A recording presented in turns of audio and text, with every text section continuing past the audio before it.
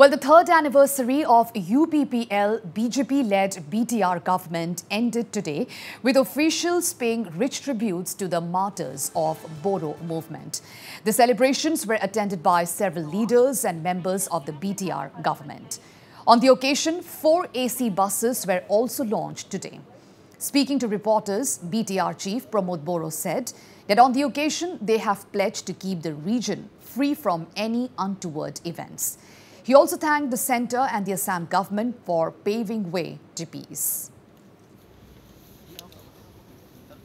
Azir dintut ami amar secretariat Khantir Potoka uttolon korisu aru yar logote amar bodofar ji protimurti ase yat ami hokolo pushpanjali diboloi ahisu ami place korisu je onagoto dinot ahi thoka samoyot